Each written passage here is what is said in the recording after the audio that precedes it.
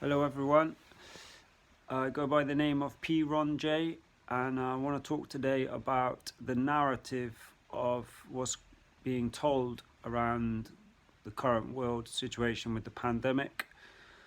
Um, Basically, the way I see it, well, I've got a background in environmental science and holistic medicine, Chinese medicine, and I've done some permaculture, things of that nature. So maybe have a little bit more knowledge than the average person, but we're all experts in different things.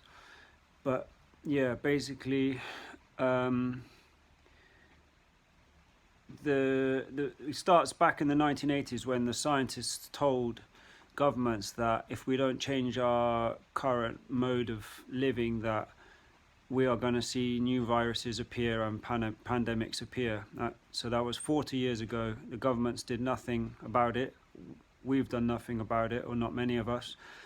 And lo and behold, 40 years later, we have a pandemic worldwide. Now, the government response is hand washing, masks, and vaccines. That's not really what I would call a cure. It is a temporary stopgap to mitigate the effects of this virus. But if we really want to get to the root cause of it and cure it at a root level, then we're talking about the biosphere, which is the environment we live in of all living things. Now that has like a cohesion to it, or everything is interrelated, right? So if we disrupt that, we start disrupting the cycle of life, and when the cycle of life becomes weakened by our unnatural behaviors, then we leave ourselves vulnerable to viruses. And let me explain that a little bit. So in the last 100 years, since the Industrial Revolution,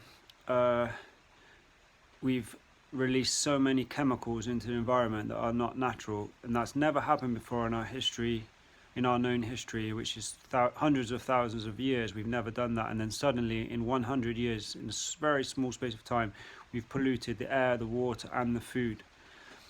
Now that pollution goes into our bodies and slowly accumulates in our bodies, and it gives us what's called a toxic load. And this toxic load actually negatively impacts our immune systems, and that's partly why we're all the population is so vulnerable to this virus at this time. Young and old, and people can be affected. No matter your age or where you live. It's just, I think, from my knowledge, is a lot of it's to do with our toxic load we are carrying. Now that will depend on where you live, because if you live in a very polluted city, then your toxic load's obviously going to be more. If you eat organic food, you drink mineral water from a spring or something, you're going to reduce your toxic load. So our task in these times is to see, where am I toxifying myself, where am I toxifying the world, and where am I toxifying animals? Because when you stress an animal, like in factory farm meat production, you're making those animals a breeding ground for viruses and bacteria. So we have to cease that. We have to only do actions which positively impact the planet, positively impact each other, and positively impact animals. That's the only practices we can do if we want to solve the root cause of this thing. That way we will build our own natural immunity, because we will reduce our toxic load by doing that, and we will purify ourselves. Then our natural immunity will kick in, and if someone with a good, healthy immune system, which not many people have for reasons I've just explained, but if we did have a healthy immune system, it's 98.9% effective against the virus, I heard a GP say, and the vaccine is 90% effective. So our immune system, when functioning well, is actually better than this virus, better than this vaccine. The vaccine may give us temporary protection for a year or 2 years, but as we've already seen, there's a new strain of this virus, and as new strains come, the vaccine will cease to be effective. And it's like there are inherent dangers with the vaccine, that they've had to rush this vaccine out with perhaps not as many tests as they would like to have done. It's a new technology that's never been used before in a vaccine, and there are questionable ingredients in any vaccine which can have negative health impacts. So it's not exactly a safe technology, from my own research. And when there are natural alternatives which are safe and which will actually improve our way of life in many, many ways, surely that is the route we must take. So, and that route is to only positively affect the planet, only positively affect each other, and only positively affect animals. And I know that's a lot to do. You can't do that overnight necessarily, but if we start small and build it up, start with your food, or start with your job, things in your job that you can change, or in your travel arrangements, or whatever it is, there's always some change we can make. And if we all do this collectively and make small changes here and there, that will have a massive cumulative effect at reducing the impact we have on the biosphere, the living environment around us. And that way we will make ourselves less vulnerable. So we've got to live in harmony. It's calling us to live in harmony with nature, basically. That's what we're being called to do. Cities are not very natural at all. They are, and you can make a city more natural. We could put plants everywhere. There's a lot of things we could do, and I'm sure that's another thing some will be called to do that.